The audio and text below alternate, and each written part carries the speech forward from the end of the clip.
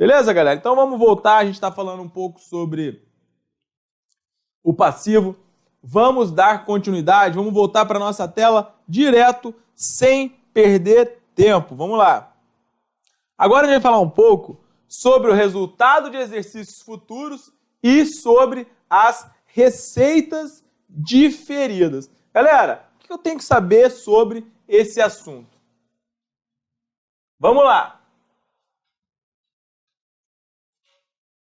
Estão me ouvindo?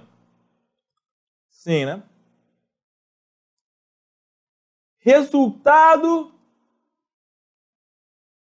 de exercícios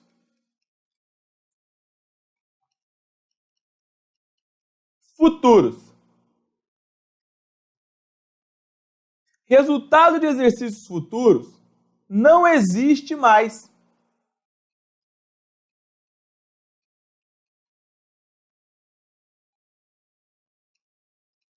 Em seu lugar, surgiu o que hoje a gente chama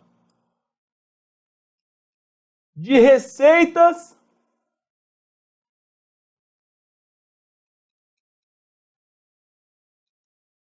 diferidas.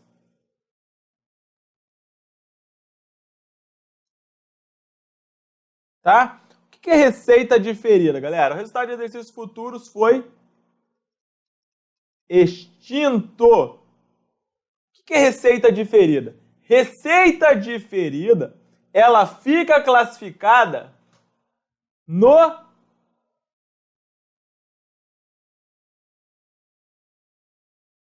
passivo não circulante. Gabriel, sempre, tá? Sempre as receitas diferidas são no passivo não circulante? Sim. Sempre. E eu vou explicar aqui o que é uma receita diferida. Então imagina o seguinte, você recebeu um aluguel antecipado.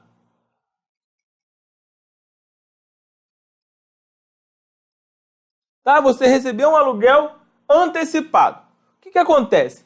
Quando você recebe um aluguel antecipado, vamos supor que nós estamos aqui em 1/1 de x1 e recebemos aluguéis até 31/12 de x1. Quando a gente recebeu aqui esse aluguel, o que acontece? O período de competência ainda não incorreu. Então você não pode simplesmente chegar e jogar isso no resultado. Você não pode chegar e jogando isso no resultado. Por quê?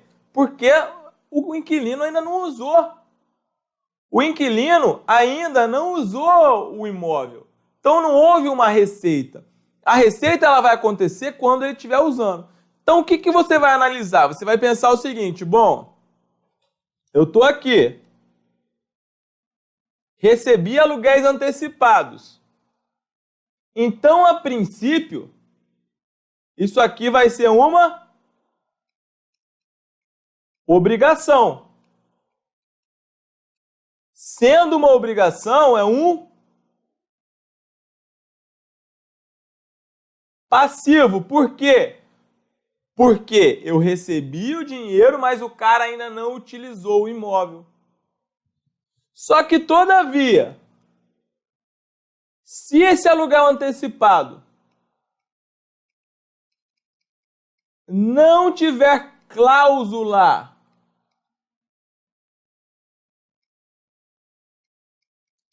de restituição, ou seja, pagou aqui, está pago, então isso significa que você não tem uma obrigação.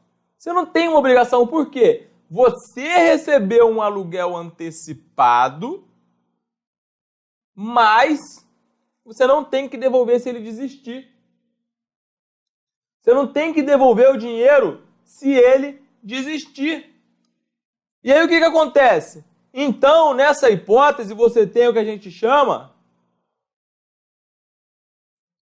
de receita diferida. E o que é uma receita diferida, então?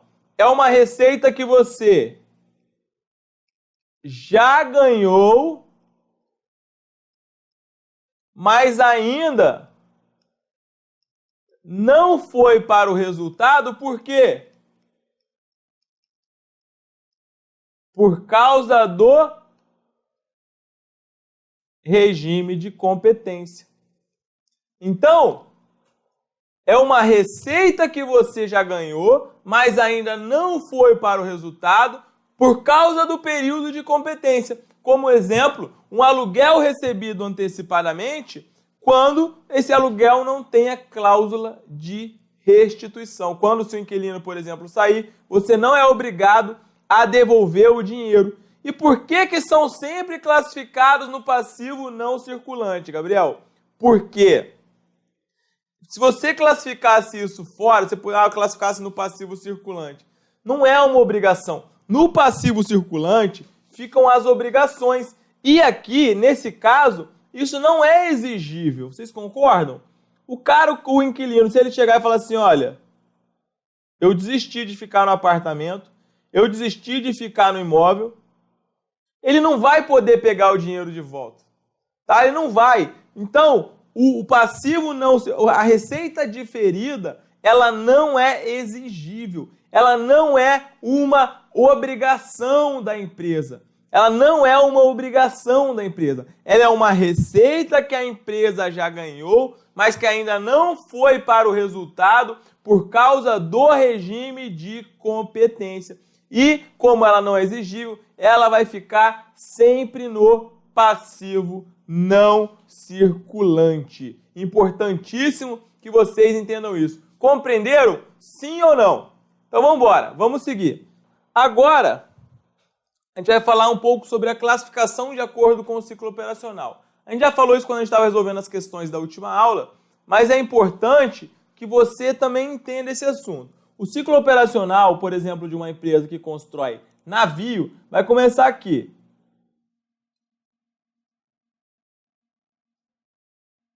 Quando ela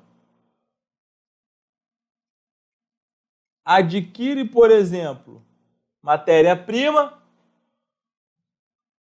e termina quando ela recebe ali pela venda do navio. A gente sabe que o exercício social tem a duração de 1 ano. Não é mesmo? Só que o que o artigo 179 fala? Fala o seguinte: na companhia em que o ciclo operacional da empresa tiver duração maior do que o exercício social, a classificação no circulante ou longo prazo terá por base a duração desse ciclo. Então vejam, ela adquiriu mercadoria,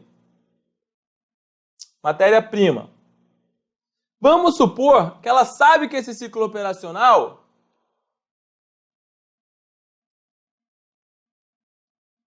vai durar 3 anos.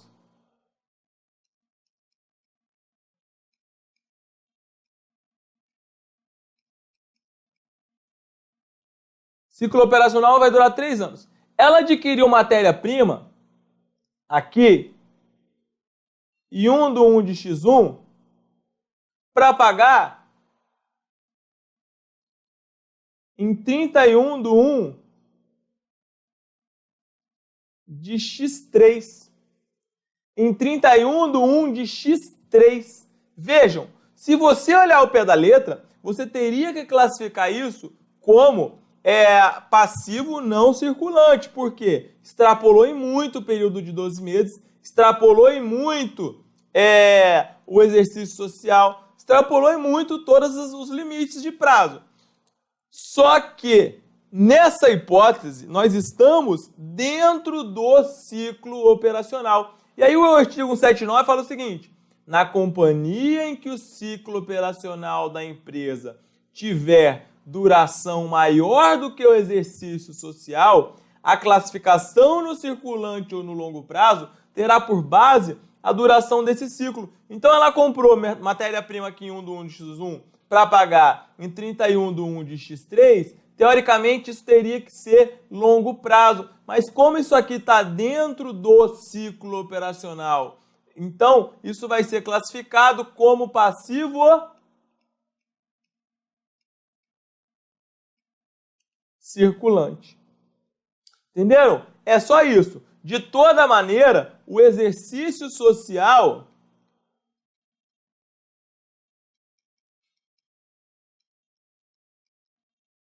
ele continua tendo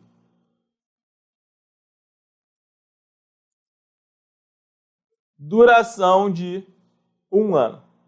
Tá, galera? Importantíssimo aí que vocês compreendam esse ponto. Vamos embora, vamos seguir. Isso aqui cai em prova, viu? Cai muito mais questões teóricas. Olha lá. Você perde na lista de controle interno, você faz RJ 2013. Na companhia que o ciclo operacional tiver duração maior que o exercício social, a classificação das contas no ativo no circulante ou longo prazo terá por base o prazo legal estatutário do ciclo operacional, do exercício social, do ano comercial estipulado pela CVM. E aí, galera? Qual o gabarito? Do exercício social, do ciclo operacional, legal estatutário, do ciclo operacional. Gabarito, letra B de bola. Beleza? Vamos embora.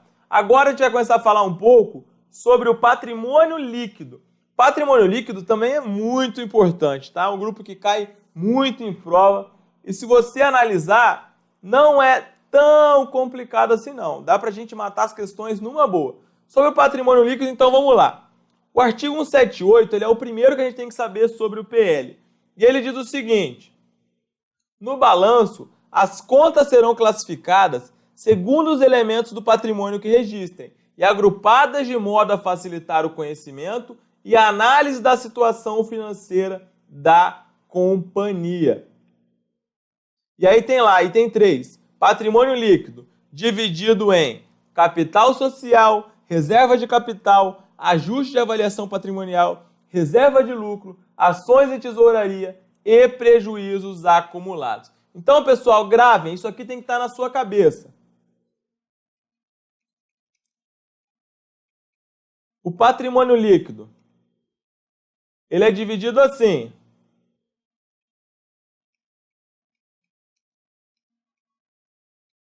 capital social em primeiro, reservas de capital em segundo,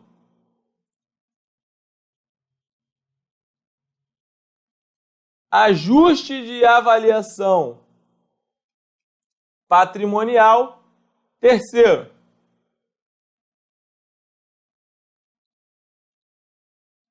reservas de lucros, quarto,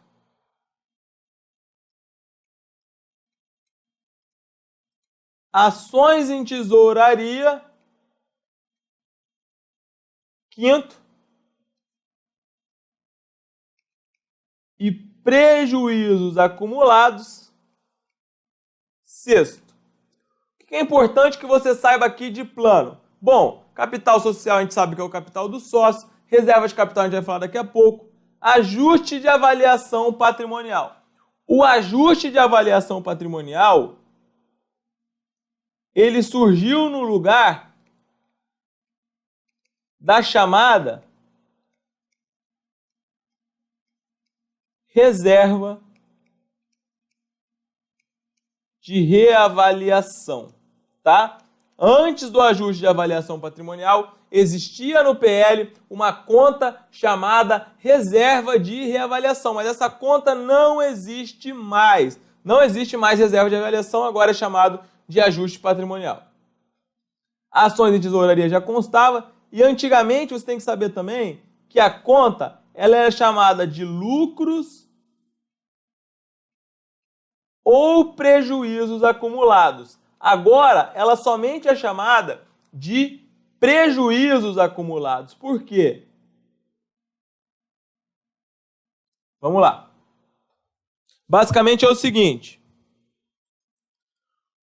Você tem lá o capital dos sócios, que está representado lá no PL, beleza. E aí tudo que acontece no PL, a gente chama que aqui o PL é o capital próprio, né? Se você tiver uma dissolução da sociedade, você vai pegar aquele valor do PL e vai dividir lá entre os sócios, beleza. Então o que acontece? Você tem as receitas e tem as despesas lá na DRE. As receitas e despesas na DRE, a gente apura lá o lucro ou prejuízo do exercício e a gente transfere isso para o PL, não é mesmo? E aí, o que acontece, galera? Antigamente, você poderia ter no seu patrimônio líquido uma conta que era chamada lucros acumulados, que era o quê? Uma parcela do lucro que você tinha no seu período, você deixava nessa conta chamada lucros acumulados.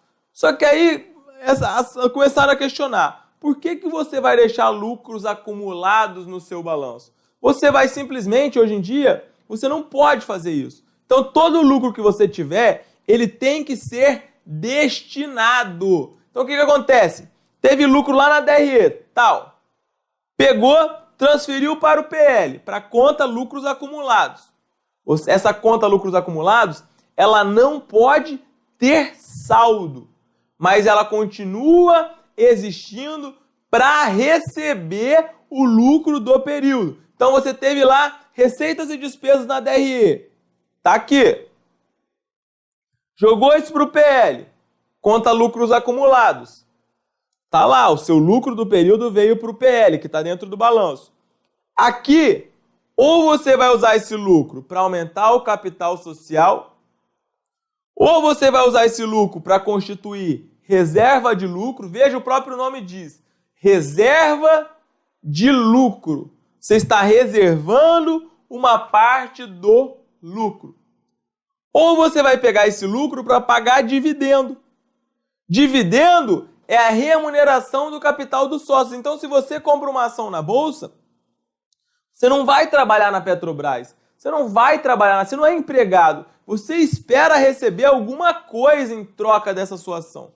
E isso vai ser chamado do quê? De dividendo. Além da especulação que o mercado tem, a oscilação do valor de mercado natural, você espera receber alguma coisa se essa empresa tiver lucro. Por quê? Você está dando capital, você está contribuindo para que essa empresa ela tenha um resultado positivo. Então, em troca, você vai receber dividendo.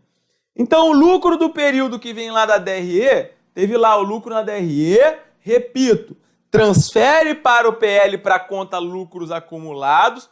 A conta lucros acumulados, ela é uma conta transitória, ela existe. Só que o artigo 178 que a gente falou ali não fala dela, por quê?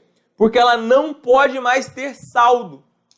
Então, apurou o lucro na DRE, tal, transferiu para o PL, beleza. Para que conta? Conta lucros acumulados. Daqui, aumenta o capital, reserva de lucro, ou utiliza isso para pagar dividendo. Ah, Gabriel, sobrou lucro, paga mais dividendo, faz outra coisa. Mas não pode ter lucro retido injustificadamente. Então, a conta lucros acumulados, ela não pode ter saldo ao final do período. Gravem. E aí é importante falar que tem uma orientação do CPC que fala o seguinte, fala, olha, galera, essa orientação ela somente é válida para as sociedades anônimas, que é um dos tipos societários, para os exercícios findos a partir de 31/12/2008. Ou seja, se você está numa sociedade limitada, essa proibição não vale. Se você está numa sociedade simples, essa proibição também não vale.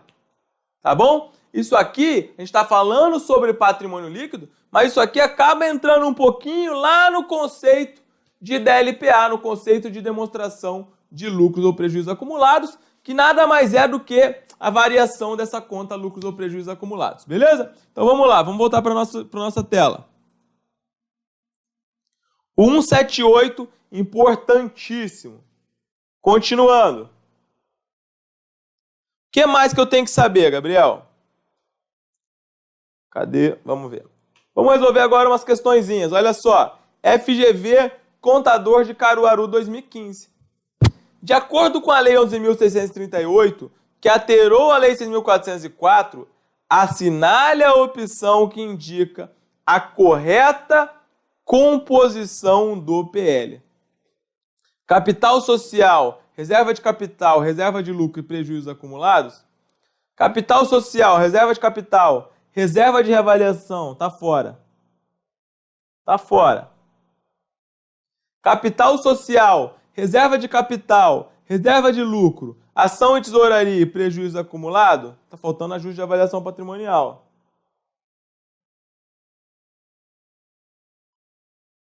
Capital social, reserva de capital, ajuste de avaliação patrimonial, reserva de lucro, ações de tesouraria e prejuízos acumulados. Opa! Gabarito.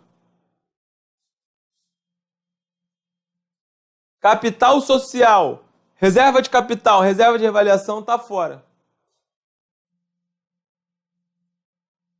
Tá? Então a mais correta é a letra D de dado. De acordo com a Lei 11.638, assinale a opção que indica a conta que não deve constar no patrimônio líquido de uma empresa brasileira constituída na forma de sociedade por ações na data de encerramento do exercício social. Letra A, lucros acumulados. Letra B, prejuízos acumulados. Letra C, reserva de capital.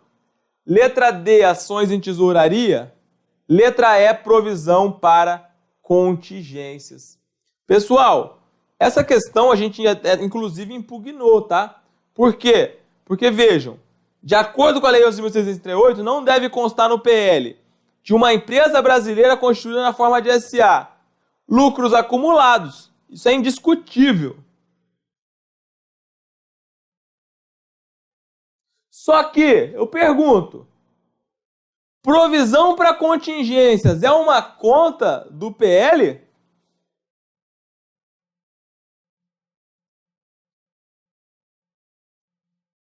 Não é. Provisão para contingência, eu falei que provisão é o quê? Provisão é um passivo de prazo ou valor incerto. Então, pessoal, essa questão ela tem duas respostas, tá? Mas aí o que acontece? Acho que a banca FGV se apegou ao fato de que, de acordo com a Lei 11.638, mas ninguém é obrigado a adivinhar o que estava na cabeça do cara se o examinador não expressou corretamente. Beleza? Só para que vocês se atentem ao fato de que essa questão foi dada aí lucros acumulados. Outras bancas podem fazer. A ESAF, por exemplo, andou pedindo aí quais as mudanças da Lei 11.638 e 11.941 na prova da ANAC em 2016. Nós fizemos um recurso porque também tinha duas respostas corretas, ou não tinha nenhuma resposta correta, não me lembro agora, e a banca anulou. A FGV não anulou. Tá bom? Então vamos embora. Agora a gente vai falar um pouco sobre o capital social. Capital social é aquele montante que os sócios entregam lá, quando eles formam a sociedade. Então o capital social, o artigo 182, ele cai muito em prova. E ele fala o seguinte: a conta do capital social discriminará o montante subscrito e, por dedução, a parcela ainda não realizada. Então, galera, é muito importante que você saiba o seguinte. Olha, o artigo 182 fala o seguinte: você vai evidenciar no seu PL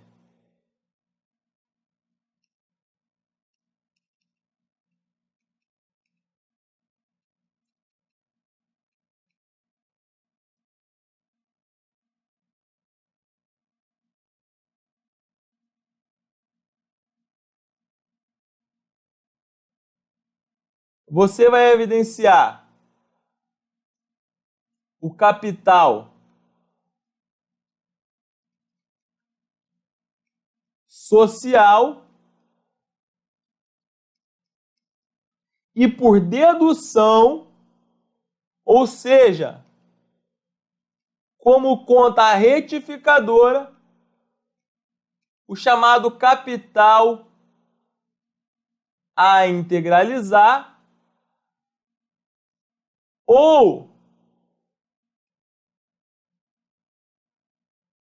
capital a realizar. Pode aparecer com qualquer desses nomes. Se você pegar e fizer isso, você vai encontrar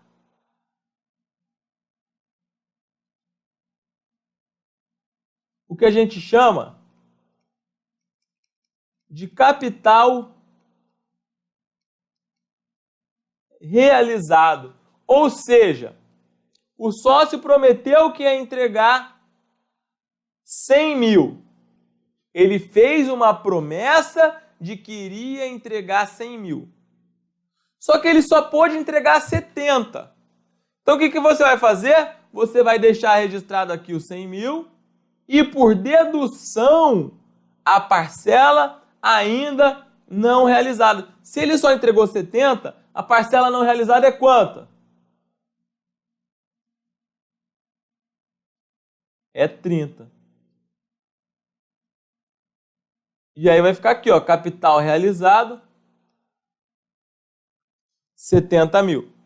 E aí, é importante que você entenda também a diferença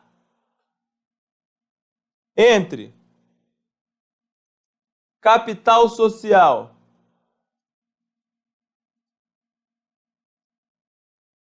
subscrito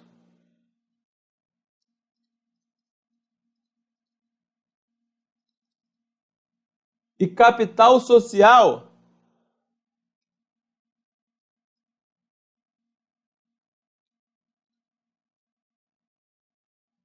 realizado. Tá? O capital social ele está subscrito quando você assume o compromisso de ingressar na sociedade. E o capital social, ele é realizado quando você entrega o dinheiro. E gravem também, pessoal, esse capital social, ele pode ser realizado em quaisquer bens suscetíveis de avaliação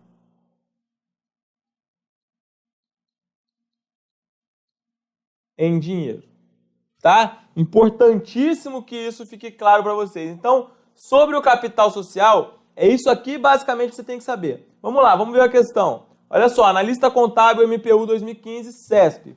O capital social integralizado pelos sócios deve ser discriminado em uma única conta pelo seu montante, sem qualquer dedução. Certo ou errado? Galera, tá errado.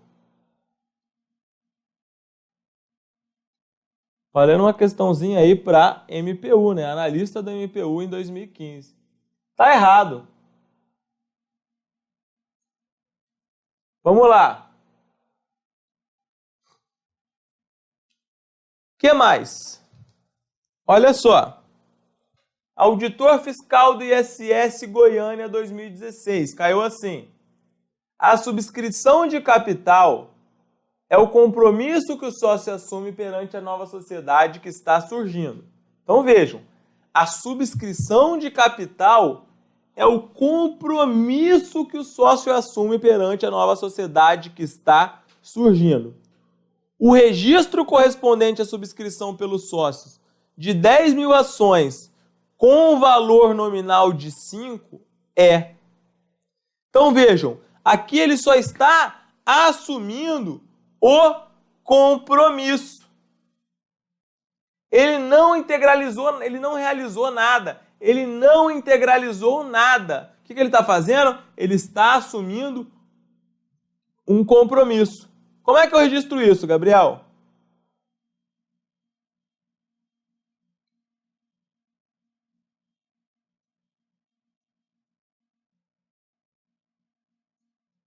Você vai abrir aqui uma conta. Capital social. E vai abrir aqui uma conta. Capital a integralizar. Vou deixar aqui a conta caixa também. Bom, então o que você vai fazer? Você vai lançar aqui capital social. Como os sócios estão subscrevendo, o capital social ele está aumentando. 50 mil. PL aumenta a crédito. Só que como não houve qualquer entrega ainda de recurso, de dinheiro, nada de financeiro, você vai ter que realizar... Olha o que fala o artigo 182, olha. O capital social ele discrimina o montante subscrito e por dedução a parcela ainda não realizada. Ou seja, não foi realizado nada. Vai ficar assim, ó. 50 mil. Beleza. A gente quer o registro correspondente à subscrição. E o registro correspondente à subscrição é esse aqui.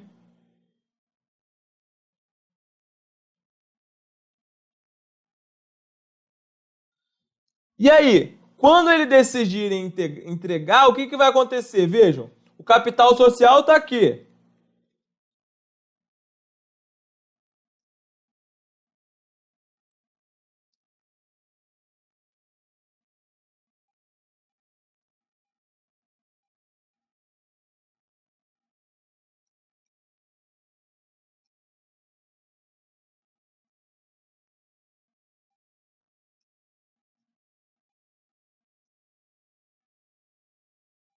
Capital realizado, 0.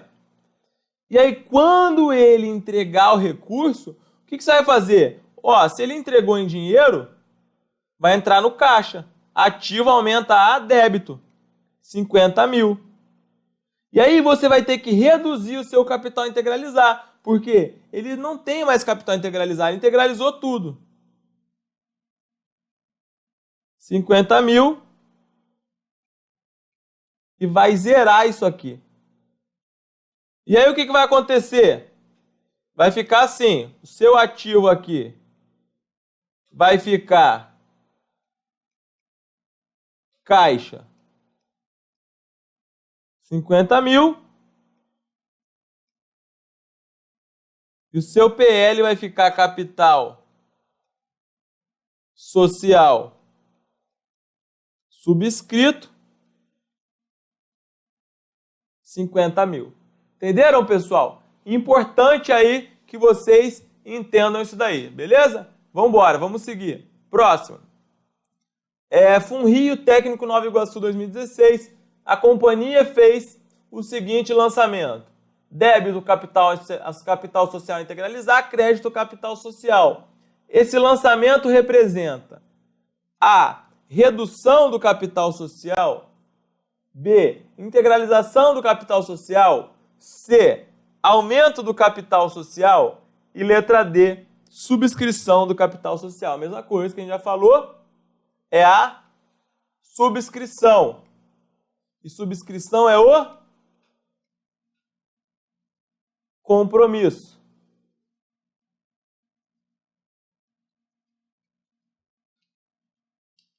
O gabarito dessa questão aqui é a letra D, galera. Ficou claro aqui depois que eu falei, né? Letra D de dado.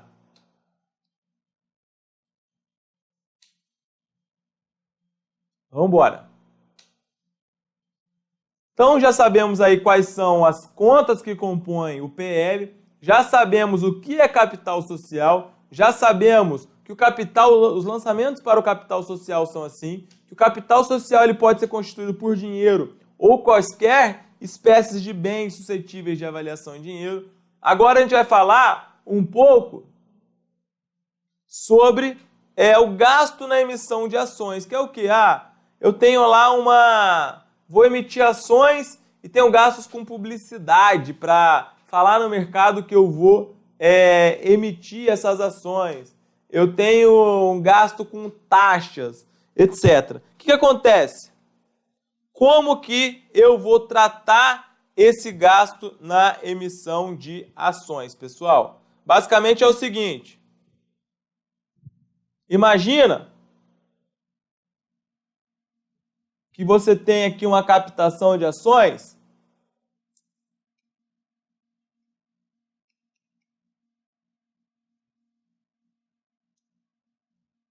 de R$300 mil.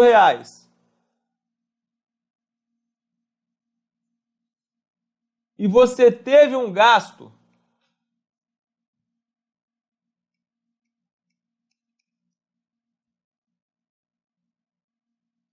para emitir essas ações com publicidade, etc., no valor de R$10 mil.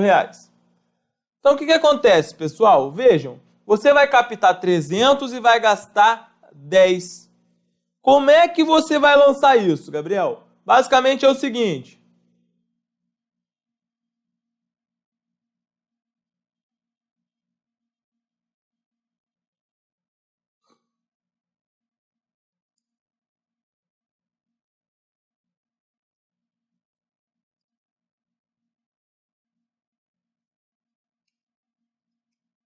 Você vai abrir aqui a conta caixa, que é uma conta do ativo. Você vai abrir aqui uma conta capital social, que é uma conta do PL. E você vai abrir aqui uma conta gasto na emissão de ações, que é retificadora do PL.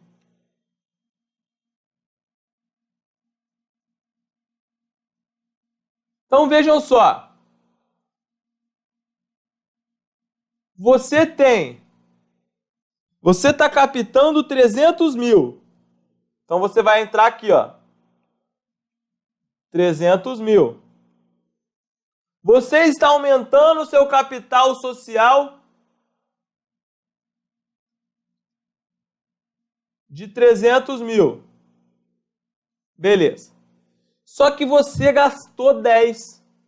Você gastou 10. Então, o que a nova legislação fala? Olha só, o gasto na emissão de ações, ele vai ser registrado em uma conta retificadora do PL. Então, você vai fazer o quê? Você vai registrar aqui 10 mil, conta do PL, conta retificadora, ela aumenta a débito. E vai tirar isso de onde? Vai tirar isso do caixa. Então é como se você fizesse isso aqui, ó. É como se você tivesse recebido líquido 290. Então na sua prova, o lançamento que tiver integralização de capital social com gasto na emissão de ações, vai aparecer assim: débito, caixa, ativo, 290.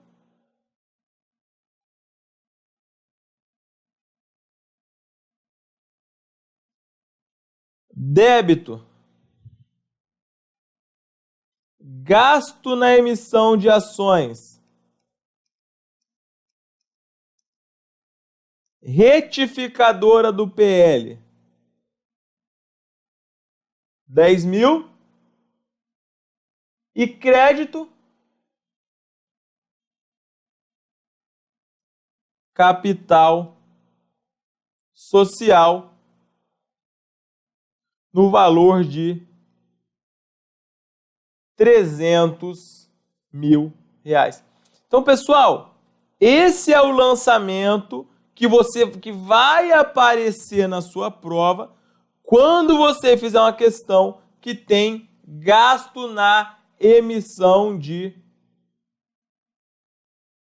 ações. Beleza? Importantíssimo aí também que você saiba isso aqui, tá, galera? O gasto na emissão de ações é conta retificadora do PL. Isso cai em prova. Isso cai em prova. Cai em prova. Tô falando que cai é porque cai. Anotem e guardem e entendam de preferência. Beleza? Vamos embora. Então já vimos quais são as contas do PL, já vimos como que fica o capital social, já vimos como que classifica, como que a gente faz com os gastos na emissão de ações. Agora a gente vai falar um pouco sobre as reservas de capital. Pessoal, reservas de capital, o que são as reservas de capital? Basicamente é o seguinte, reservas de capital, olha só, reserva de capital, olha o nome, reserva de capital. A gente sabe que as receitas, elas vão para a DRE, né, para a demonstração do resultado do exercício, e lá a gente apura o lucro ou o prejuízo do exercício. Então, a regra é essa, receita vai para a DRE, receita vai para a DRE, receita vai para a DRE. Só que existem alguns recebimentos que, por disposição legal, eles não vão para a DRE, eles não vão lá para o lucro do exercício, eles vão diretamente para o PL. E aí, quando isso acontece, tá? É chamado de reserva de capital. Pode ser outros resultados abrangentes também, mas a gente está tratando sobre as reservas de capital. Então, entendam, as reservas de capital são valores que a empresa recebe que não transitam pelo resultado do exercício. Eles vão ficar diretamente no PL porque existe uma disposição legal que assim determina. Tá bom? Então, vamos lá. Olha só. Reserva de capital, artigo 182, parágrafo 1º. A lei fala o seguinte: serão classificadas como reservas de capital as contas que registrarem a contribuição do subscritor de ações que ultrapassar o valor nominal e a parte do preço de emissão das ações sem valor nominal que ultrapassar a importância destinada à formação do capital social, inclusive nos casos de conversão em ações de debêntures ou partes beneficiárias, e B, o produto da alienação de partes beneficiárias ou bônus de subscrição. Então, pessoal, basicamente as reservas de capital que estão previstas hoje, elas são as seguintes.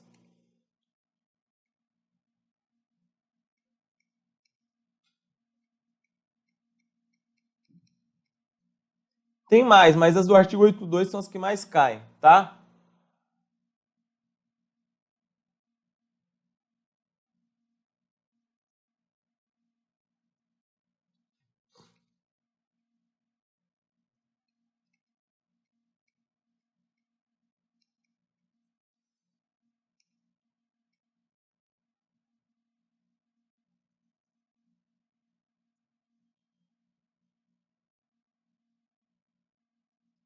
Quais são as reservas de capital? Então, a contribuição do subscritor de ações que ultrapassaram o valor nominal e a parte do preço de emissão das ações em valor nominal que ultrapassaram a importância destinada à formação do capital social, etc. Isso aqui é chamado de reserva de capital de ágio na emissão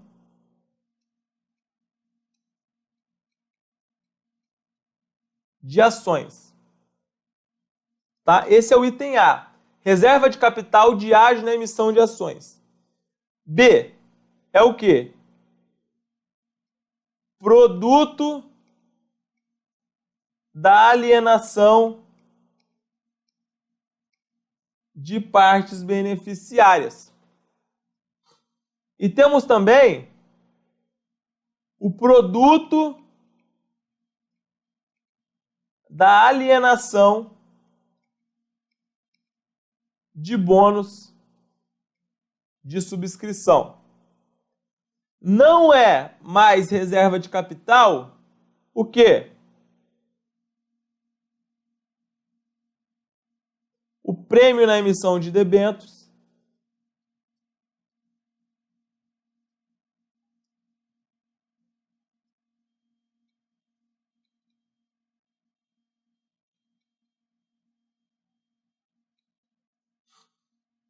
e o valor recebido a título de subvenção governamental.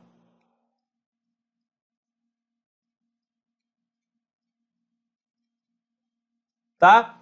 Não são mais reservas de capital. Então, deixem essa tabelinha aí bem perto de vocês, porque ela é importante e cai em provas de alto nível ou de baixo nível também.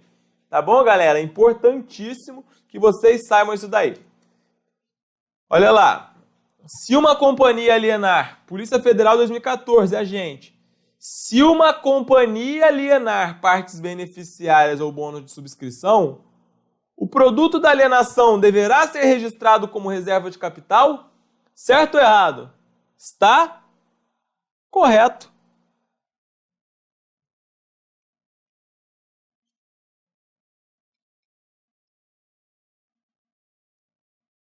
Corretíssimo. Então, outra coisa, galera. Agora é outro item que cai muito. É o artigo 200. O que a gente sabe? A gente sabe que na contabilidade as coisas podem ser utilizadas, as reservas podem ser utilizadas, o capital social pode aumentar, pode diminuir, a reserva de capital pode aumentar, pode diminuir, a reserva de lucro pode aumentar, pode diminuir, as contas de ativo e de passivo também. As contas variam, né? Não é vareiam, não. As contas variam. Se falar vareiam, não vareia, senão viceia. Galera, as contas, as reservas de capital, elas podem sim ser utilizadas por algum motivo, por alguma razão. E olha só o que acontece. Eu não falei ainda sobre as reservas em espécie. A gente vai entrar daqui a pouco. A gente ainda está falando genericamente sobre esse tema. As reservas de capital somente poderão ser utilizadas para... Vamos lá.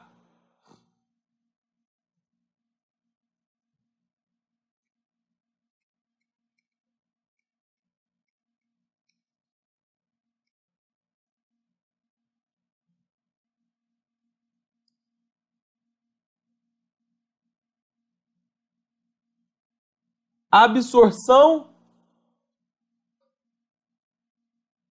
de prejuízos. Então vejam, você utilizar uma reserva de capital para absorver prejuízo é algo facultativo, tá? Primeiramente, você vai para a regra para você abater um prejuízo que você tem, você vai fazer o quê? Você usa primeiro lucros acumulados, você usa segundo as reservas de lucros e você usa terceiro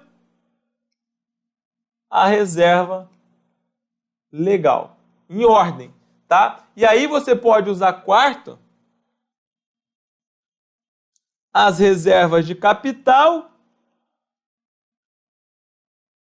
facultativamente. E cumpre salientar que a reserva legal ela é uma espécie de reserva de lucro. Só que aí a lei destacou claramente que a reserva legal ela é utilizada por último. Então vamos embora. Para que mais que você pode usar reserva de capital? E aqui eu friso novamente a importância de você entrar lá no site do Estratégia Concurso ou procurar artigos pelo professor Gabriel Rabelo, Ou você simplesmente jogar no Google Lei 6.404 e você vai pegar a nossa Lei 6.404 esquematizada, tá? A Lei 6.404 esquematizada. E aí, você vai decorar o artigo 176 até o 204. Beleza? O que mais? Para que mais pode ser utilizada a reserva de capital? Para você resgatar, para você reembolsar ou para você comprar ações. Aqui é interessante fazer uma anotação que, em primeiro lugar, a lei fala, ó, lucros acumulados. Só que a gente falou que lucros acumulados não pode mais ter saldo. Mas, se por um acaso tiver, ele é o que vai ser abatido primeiro, tá? Não pode, mas se por um acaso tiver lá algum valor, ele é o que vai ser abatido primeiro. Mas não pode. Vamos lá, aquela lei não mudou essa parte. Resgate de partes beneficiárias. A gente ainda não falou o que é parte beneficiária. Incorporação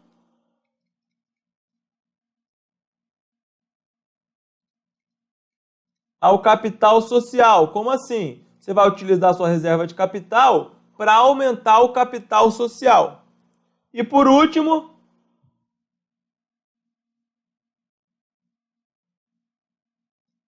pagamento de dividendos para ações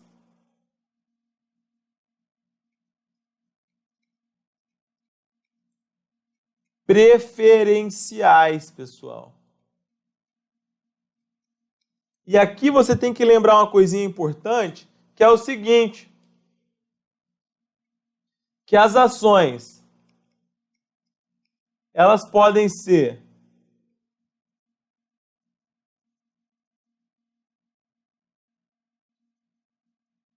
ordinárias, podem ser preferenciais, podem ser de fruição, mas essa não vem ao caso.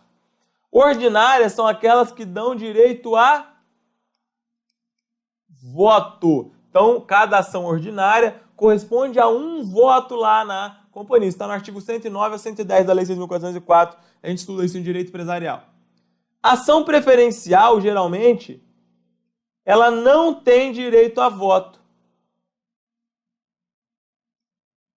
Só que ela tem um dividendo que é maior. Ela tem uma preferência na hipótese de você ser reembolsado. Então é importante que vocês saibam isso, tá? E aí é importante você notar que o artigo 200, ele trouxe a possibilidade da utilização da reserva de capital somente para pagamento de dividendos de ações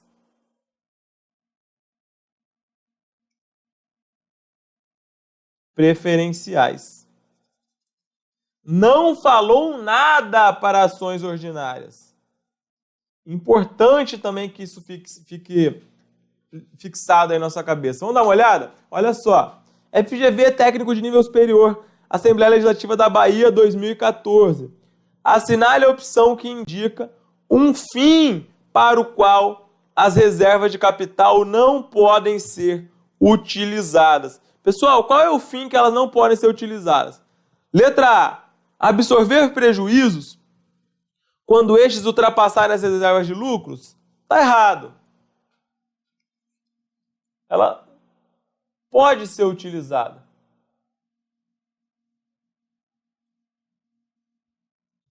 Resgate, reembolso ou compra de ações? Pode ser utilizada para isso? Pode, está aqui.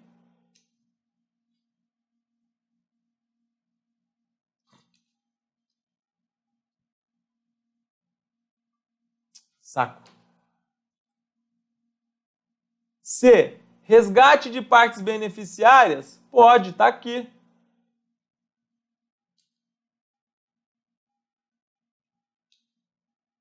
Incorporação ao capital social? Também pode.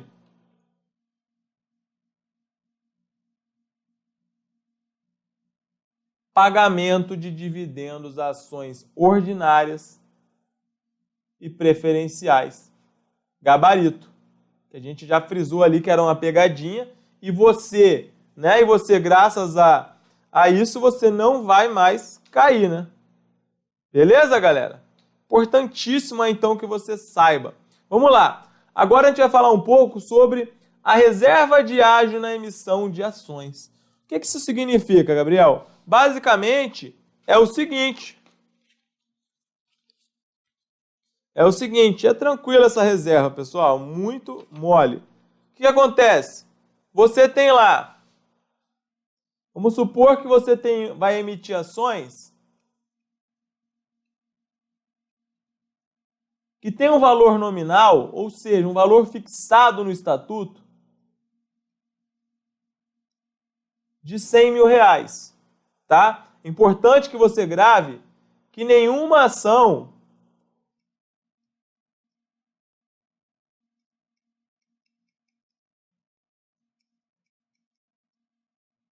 abaixo do valor nominal. Mais você pode, menos não.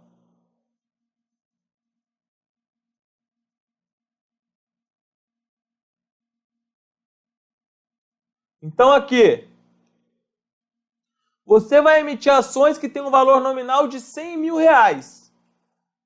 Beleza? Só que o que acontece? A sua empresa, ela é uma empresa muito lucrativa. As pessoas estão brigando para comprar ações da sua empresa. E como elas acham que vai ter uma prosperidade, vai ter uma valorização, a gente faz uma administração excelente dessa empresa, tá? Como tudo isso acontece, o que você vai fazer? Você vai emitir essas ações, eles vão pagar por ela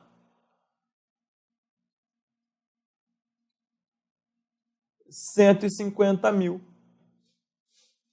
Vão pagar 150 mil. O que aconteceu? Eles pagaram a mais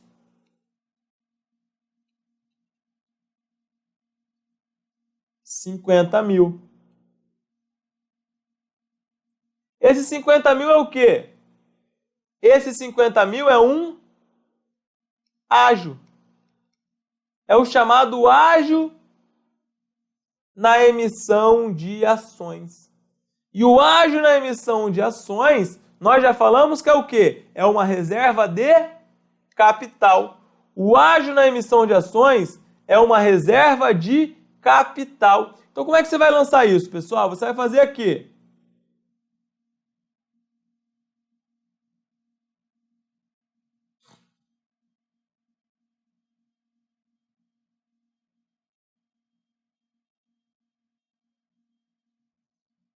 Conta. Caixa. Ativo. Capital social, PL. E reserva de capital, ágio na emissão de ações, PL. Então, quanto que entrou no seu caixa, galera? No seu caixa entrou o montante que foi o que o cara pagou. Ele pagou 150.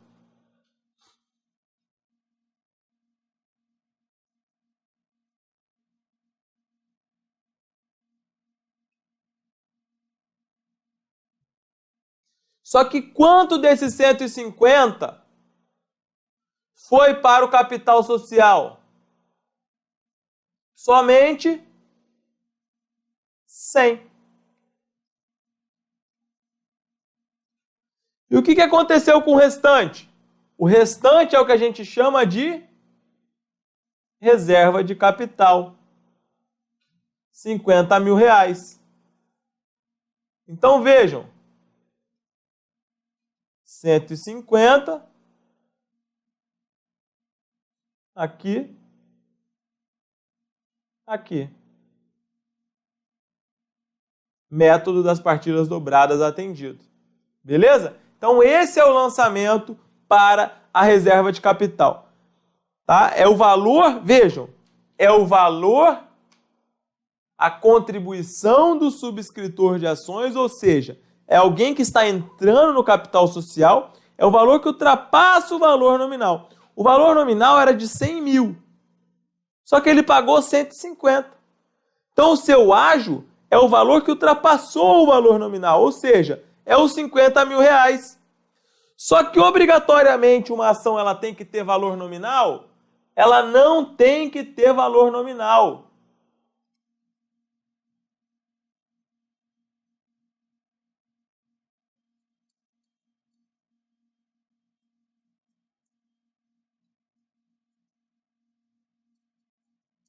O valor nominal da ação, ele não é obrigatório.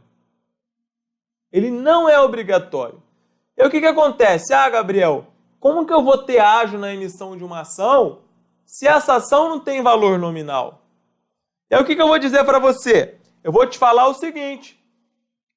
Se essa ação não tem valor nominal, então o cara vai ter que chegar e falar o seguinte, olha só, meu filho, você está pagando 100 mil reais aqui por essas ações que não tem valor nominal, só que desses 100,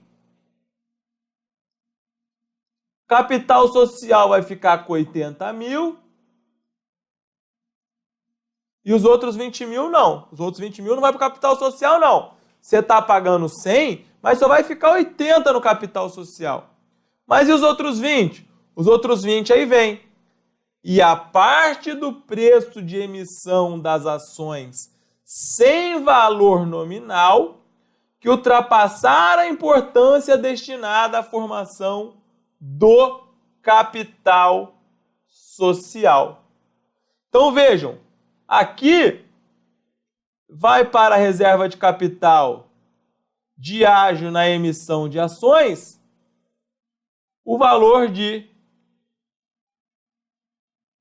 20 mil reais.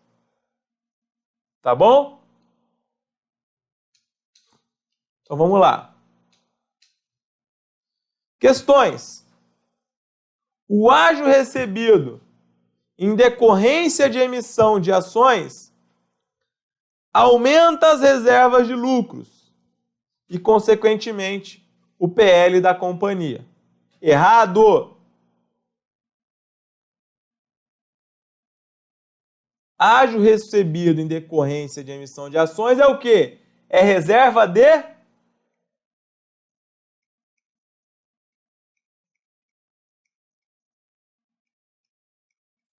capital. Gabarito? Errado. Agora, CESP-MPU 2013. Não é possível haver ágio na emissão de ações sem valor nominal? Está errado. A gente acabou de falar, a ação não obrigatoriamente ela vai ter valor nominal. Então, se o cara entregou 100 e uma ação que não tem valor nominal, beleza, mas vai ter que ficar claro, olha, desses 100, vai quanto para o capital social? Vai 70? Tá, então os outros 30 vai para reserva de capital de ágio na emissão de ações. Então a importância que ultrapassar o valor que vai para a contribuição do capital social vai ficar sim registrado como reserva de ágio na emissão de ações. Beleza? Vamos lá, mais uma questãozinha. Uma empresa SA com negócios na Bolsa de Valores aumenta seu capital emitindo novas ações com preço fixado acima de seu valor nominal, obtendo com isso bons lucros. Quando o contador elaborar o balanço patrimonial e registrar essa operação, ela será contabilizada como? Letra A, goodwill. Letra B, ganho de capital. Letra C, ágio na emissão de ações. Letra D, ganhos em investimento. Letra E, alienação de partes beneficiárias. A gente já viu aqui, ágil na emissão de ações. Beleza, galera? Então, praticamente encerramos aí o que nós gostaríamos de falar hoje. Muito tempo de aula, falamos muitas coisas aí para vocês, coisas que efetivamente caem em prova, né? A gente sempre faz isso, a gente trabalha com essa metodologia. Explica a teoria e já traz a questão para mostrar para vocês como isso vem sendo cobrado. Tá bom, pessoal?